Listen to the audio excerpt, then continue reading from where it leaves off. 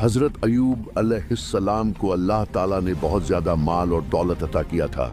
वो निहायत अमीर थे और हमेशा अल्लाह का बहुत शुक्र अदा करते थे। उस वक्त शैतान के आसमान पर जाने पर पाबंदी नहीं थी। एक दिन वो आसमान पर गया तो उसने देखा कि आसमानी तख्तियों में हज़रत अयूब के शुक्र और इबादत की बहुत तारीफ लिखी हुई है। ये देखकर शैतान के दिल में हसद पैदा हुआ।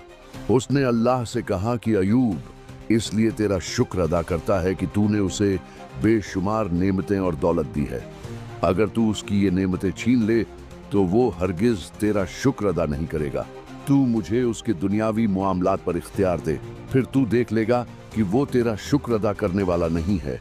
अल्लाह ने फरमाया, जा मैं तुझे उसके माल और उसकी औलाद पर इख्तियार देता हूँ। ये सुनते ही शैतान बहुत खुश हुआ और ज़मीन पर आकर हज़रत अयूब के माल और औलाद को तबाह कर दिया। लेकिन जूं जूं वो नुकसान पहुंचाता रहा, हज़रत अयूब का शुक्र और भी ज़्यादा बढ़ता गया। फिर शैतान ने अल्लाह से दोबारा कहा कि मुझे इसकी खेती बाड़ी और फसलों पर भी काबू दे दे। अल्लाह ने फरमाया, जा तुझे इजाज़त है। फिर शैतान हज़रत अयूब के खेतों में आया और एक जहरीली हवा फूंक दी, जिससे सारे खेत जल गए। मगर हज़रत अयूब ने अल्लाह का शुक्र मज़ीद बढ़ा दिया। फिर शैतान ने अल्लाह से कहा कि मुझे इसके जानवरों पर भी इख्तियार दे। फिर शैतान ने उनके तमाम जानवर मार दिए, मगर हज़रत अयूब अलैहिस्सलाम का शुक्र पहले से भी ज़्यादा बढ़ता गया।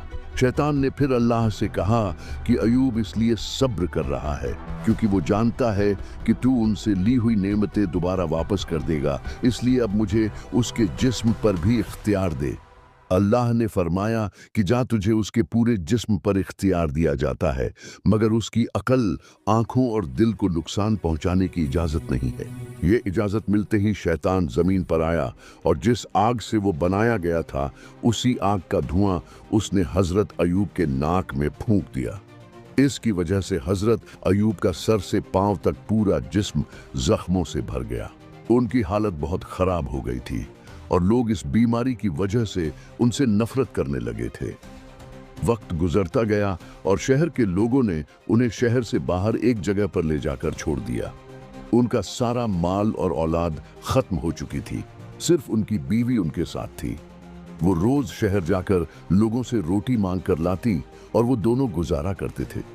इसी तरह वक्त गुजरता रहा और हज़रत अयूब पर जितनी मुसीबत बढ़ती वो अल्लाह का और भी ज़्यादा शुक्र अदा करते थे। एक दिन शैतान इंसानी शक्ल में हज़रत अयूब के कुछ पुराने साथियों के पास गया जो शहर से